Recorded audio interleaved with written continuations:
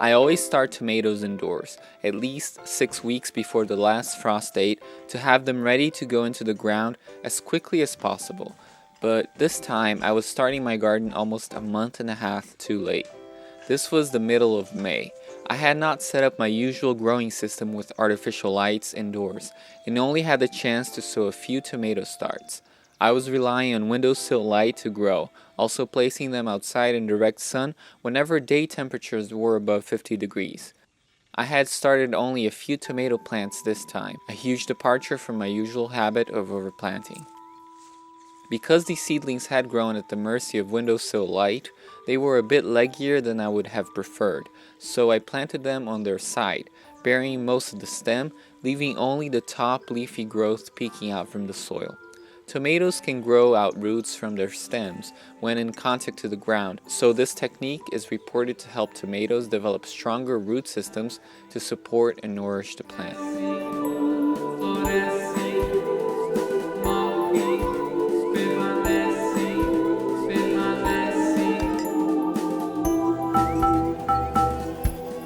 Since I can never just plant one thing in one garden bed, I decided to sow a quick crop of arugula to harvest in about a month, before the tomatoes needed the elbow room to grow. Arugula germinates easily, so there is no need to pre-sprout it and raise it in modules or cups. Just sowing a line of seed, roughly spacing them about 1 inch from each other, is enough. I planted them around the perimeter of the tomato bed. Lettuce is another great crop to interplant with tomatoes, although I advise starting them in cups and transplanting them together with the tomatoes, since they take a little longer to reach harvest time when compared to arugula. Obviously, I could not allow the soil to be left bare, at the mercy of the elements, to dry up and lose fertility, so I went about covering the soil with a layer of fresh grass clippings. I had not added any additional fertilizer to my soil when planting the tomatoes because it appeared very fertile. I would only use grass clippings to provide added goodness to the soil. My plan was to add a new layer every week or two when I had to mow the lawn.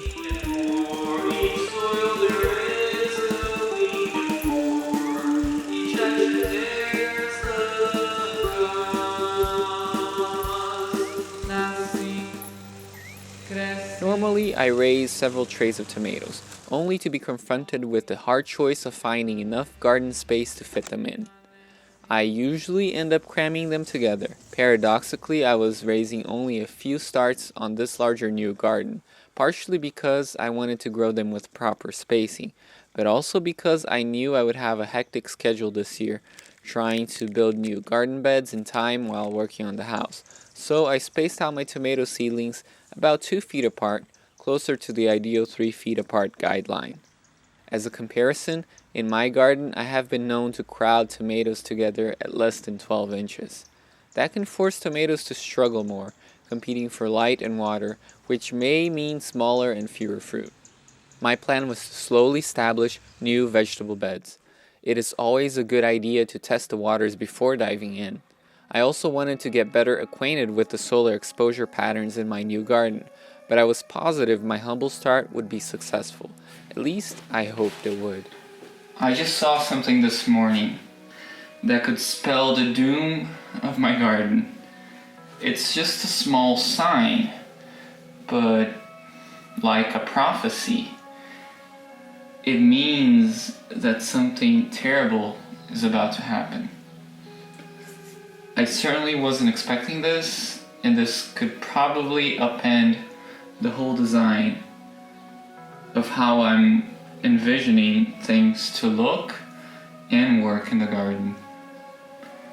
There might be a solution, but it's not going to be an easy one. We may hope for the best, but we must always be aware that despite our best efforts, the worst may come. I was worried an old enemy was showing its haunting presence in my new garden. About 2 weeks after planting out my tomatoes in arugula, I was seeing mixed results. Some tomato plants had perked up, but something had been attacking others. You will find out right after this commercial.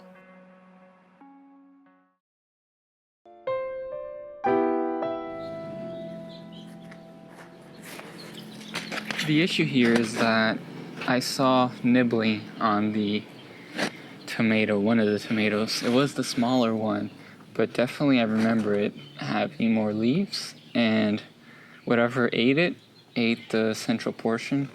And from what I know, that's groundhogs. It could be something else that I'm not accustomed to.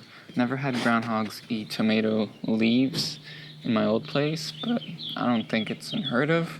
I just don't think they're that appetizing considering the strong smell they do have. Since I already planted the arugula around here, I wonder if that's gonna work. So that's the reason why I think this might append the design. I didn't want these beds on the side to be covered because I was planning to plant things groundhogs don't eat or animals in general don't touch.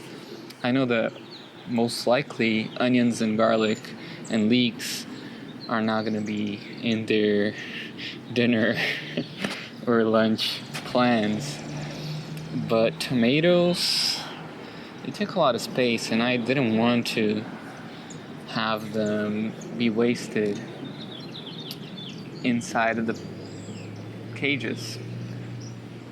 I'm gonna do something different. As I said, it may be a solution, but I'm not sure if it's gonna help. I'm gonna put one of the structures I already built in it right now. I'm gonna put some other ones for now until I can build new ones out of twigs. But other than that, the tomatoes do look really nice. They are growing very well since I planted them. That's a good sign. They just need to survive. I was going to use a garden tower I had made from sticks and bark to protect them and help prop up the vines as they grew. I have shown in detail how I made this tower in a previous episode. I had a lot of extra tree trimmings and a pliable bark of elm trees, so I decided to weave together a rustic looking plant tower, loosely inspired in a French Tudor. I cleaned up some longer branches and used them as the spines to hold the tower together.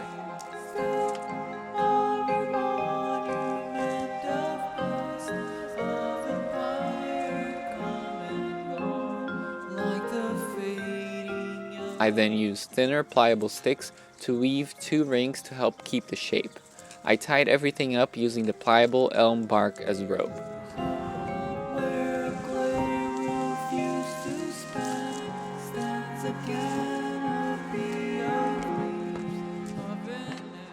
I then created a decorative finial on top by weaving the ends together, trimming them up using loppers, then forming a ball from the additional bark and sticks.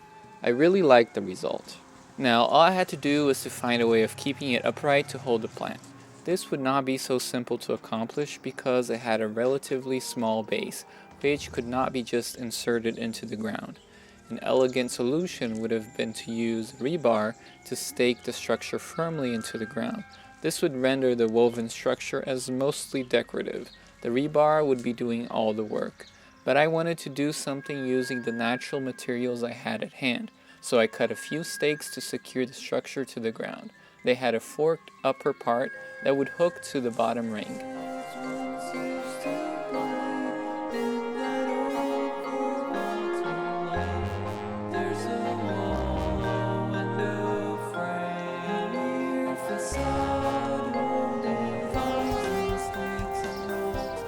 I trimmed them to the size I needed at an angle to make driving them into the ground easier. Frankly, I should have made the woven tower have a wider base to make it self-supported. That way, it would work more like a pyramid or cone with a wider base. Since I had not been able to produce more of these woven structures yet, and I wanted to protect the other tomato plants, I formed a cloche from some remnant chicken wire I had left over and secured it to the ground with similar, albeit smaller, rustic stakes. This was a much more viable solution, and I was sure this would help temporarily stop any larger animal that may have munched on the growing tomatoes. That is, if it had been a large animal who attacked the tomato. It could have been a tomato cutworm. Time would tell.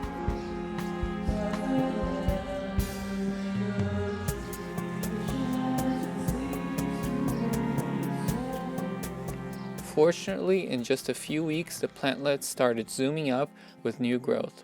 Maybe I had overreacted, but at least groundhogs were not to blame. Would I get tomatoes this time, with only a few plants to count on? You will find out in future episodes. See you then.